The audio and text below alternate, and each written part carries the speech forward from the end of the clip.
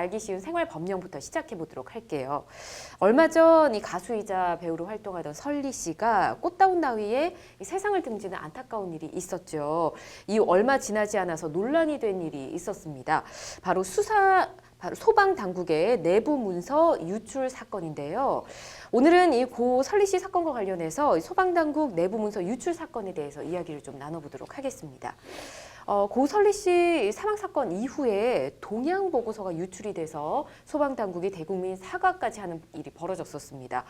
배 변호사님, 먼저 이 동향 보고서가 뭔지부터 좀 알아야 될 것 같아요. 이제 동향 보고서는 쉽게 말하면 소방대원이 출동을 하잖아요. 네. 출동을 하면 이제 그 기록을 남겨놓는 그 문건을 말하는데요. 네. 뭐 쉽게 말하면 9.19 구급대원들이 작성한 소방서 내부 문건이라고 보시면 될 것 같아요. 그래서 한마디로 이제 그 설리 씨가 자살 그 신고를 받고 네. 출동하지 않겠어요? 그렇죠.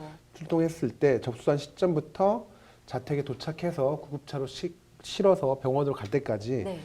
그 이송갈 때까지 모든 과정들을 기록한 문건이라고 보시면 될 것 같은데요. 네.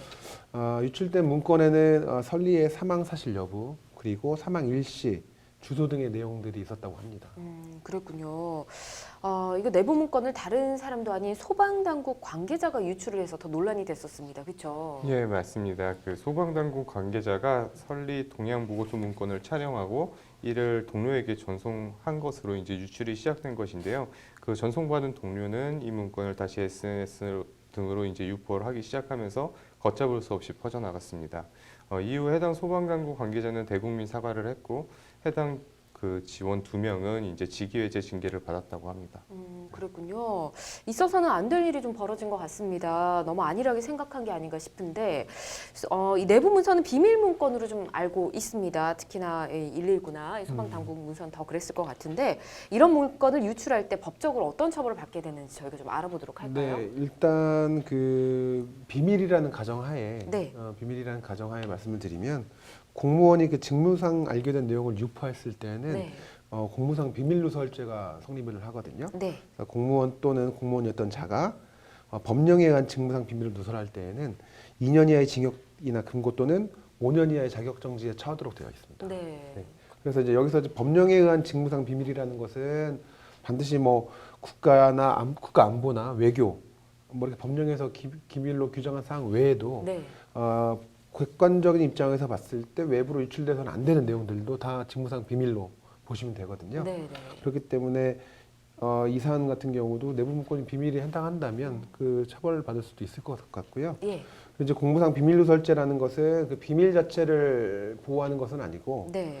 그 공무원이 비밀을 지키지 않아서 불이익이 발생하는 네. 그런 상황을 막기 위한 거기 때문에 위험이 발생할 가능성이 있다라고 한다면 처벌이 가능하다고 볼 수 있습니다. 그렇군요. 지금 뭐 당사자들도 직위 해제 징계를 받았다고 알려주셨는데 이번 사안은 뭐 비밀 누설도 비밀 누설이지만 문건이 좀 유출된 건이기도 하잖아요. 문건 유출에 대한 관련 규정도 있을 것 같은데요, 최 변호사님. 네, 유포된 문서가 공식 문건이었다는 점에서 이제 공공기록물 관리에 관한 법률 위반 혐의도 함께 적용될 것 같습니다. 네. 국가기관이나 지방자치단체 등 공공기관이 업무와 관련해서 작성한 이제 모든 형태의 기록 정보 자료는 아까 말씀드렸던 공공기록물 관리에 관한 법률상의 기록물에 해당하는데요. 경찰이나 소방의 보고서도 당연히 여기에 해당하게 됩니다. 따라서 모든 공무원은 그 기록물을 보호할 의무가 있는데 이를 위반할 경우에는 네. 이제 3년 이하의 징역 또는 200만 원 이하, 2천만 원 이하의 벌금에 처해지게 됩니다. 네. 지금 문건을 유출한 직원 2명은 앞서 말씀해 주셨듯이 직위 해제라는 징계가 좀 내려졌습니다. 적절한 징계 조치라고 볼 수 있을까요, 배 변호사님? 네, 그 직위해제라는 제도가 있는데 예. 말 그대로 공무원이 그 직위에서 물러나게 하는 그런 이제 징계, 그러니까 행정 처분이라고 볼 수가 있는데요. 네. 그 국가공무원법에 따르면은 직위 해제 사유가 있어요. 뭐 1호부터 쭉 있는데 뭐 직무 수행의 능력이 부족하거나 예. 뭐 근무 성적이 급히 나쁜 자도 해당할 수 있고요. 예.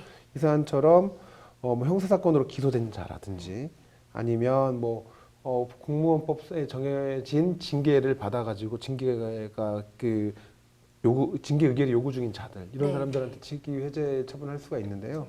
그러니까 이러한 비리는 아니지만 이러한 잘못이 있는 사람들 공무원을 그대로 공직에 이게 수행을 할 수 있도록 해서 놔둔다면 네. 공집행의 공정성이라든가 이런 것들이 좀 저해될 우려가 있기 때문에 네. 사전 처분으로 방지하기 위해서 이런 직위제도를 부여하고 있는데 네. 아마 이분들은 형사 사건으로 기소될 수도 있고 아. 아니면 이게 사회적 파장이 컸잖아요. 그래서 그렇죠. 아마 공무원법상에 따른 그 징계도 아마 받을 예정으로 보여지기 때문에 아, 직위제 처분은 뭐 그렇게 부당하다고 보이지는 않는 것 같아요. 그렇군요. 네. 알겠습니다. 사실 119 구급대원분들 같은 경우는 대부분 뭐 좋지 않은 일에 많이 출동을 하시지 않습니까?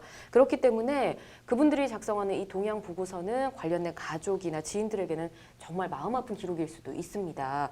근데 그런 문건이 하나의 실수로 유출되는 일이 다시는 일어나서는 안 될 것 같습니다.